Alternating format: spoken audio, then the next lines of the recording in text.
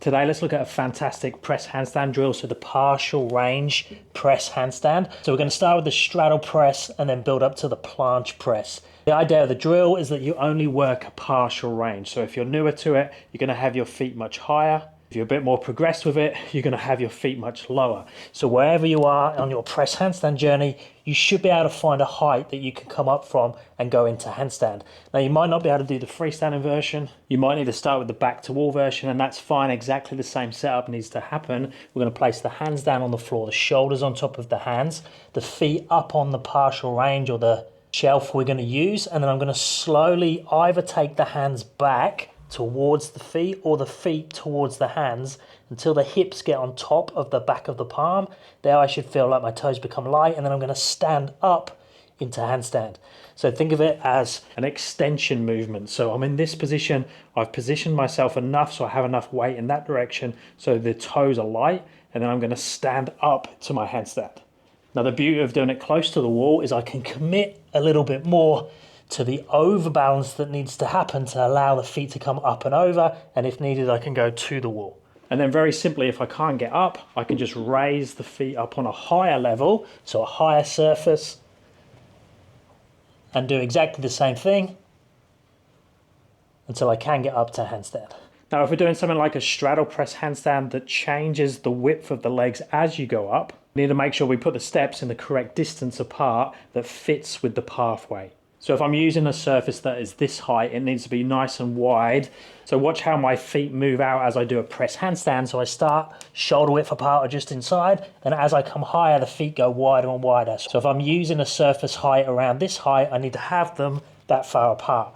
So this would be correct for this height, and for this height, I'd need something like that distance apart, which would be correct for that range of motion. Now, if I'm super close to the press handstand and I only need a little bit of help, I could use something like these weight plates, and weight plates work really well because I can stack them or slowly reduce the height as I get better and better with the movement, and it just gives me enough to get up to my handstand. Just remember, if you are using the partial range press handstand drill, that if I'm coming from this height and going up, I also need to do an exercise that's going to fill the gap between here and the floor. So I might be doing something like a eccentric, so starting in the handstand, going down very slowly, which is then getting time under tension through the bit that I'm missing on the partial range drill, making sure that I hold, show control at the bottom here with lots of weight in the hands, shoulders and upper back. Next, let's look at the harder variation, so the partial range planche press. Now it's harder from a strength point of view. Obviously you need to have a strong planche position before you can press with it. So today I'm going to work on my straddle planche press. I've never really used partial range for that, but let's first show you with the tuck planche before I start exploring the straddle planche. So initially we could do it more like a tuck press to handstand. So I'm going to use a height like this. I'm going to bring my heels to my butt. I'm going to walk the hands in very close, walk the knees in closer to being on top, and then squeeze everything, push up. And if I can, I'm going to go all the way up to handstand. If I can't get up to handstand, obviously I could make it higher. If I feel scared, I could go back to wall. I need help with balance. But if I do get up, I can then just reduce the height. Now I already know I can do this off the floor, but I'll just show you one more in between heights. And what you will find with this is you're going to have to start to bring the hands back more relative to the shoulders, or the shoulders further forwards, because it is planching. Planche means we take the shoulders past the hands, so we might need a little bit more external rotation. So there's more like a tuck planche position. Make sure I keep my heels up towards my butt, and then I'm just going to push as hard as I can and go up to handstand.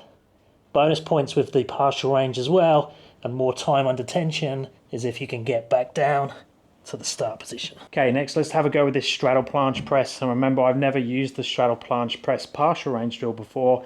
I've cheated a little bit and used a high hip straddle planche press. So what that means is it's not an ideal planche or straddle planche position. So that would be like that open hip position. I'm talking about a little bit more of a closed hip straddle planche press, which would be like this, which is like a hybrid between a standard straddle press and a straddle planche press.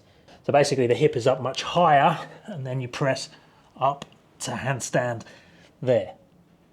So what we're going to try and do with the partial range is decrease the amount of hip height I need and increase the amount of opening we have there, so it's a longer lever arm, making it a much harder movement.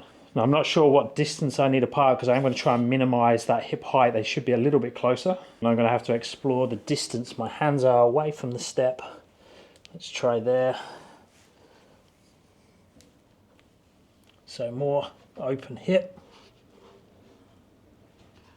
And then up there and back down. Oh, okay. I think it was okay. Obviously, I'm not going to tell 100% where the hip was until I watch the video back from the side. Okay, next let's try the bench height. That should be a good one that's in between the last height on those red stools and the plastic IKEA steps.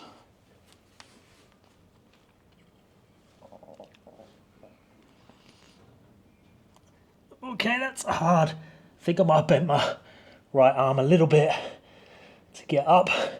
I'm going to tell, a bit worried about slamming back down onto the bench. But hopefully that was a bit more of an open hip than the one I'd done off the floor. I'm not holding out much hope now for the IKEA steps, especially keeping the hip more open, but let's see what happens. Guessing that distance apart.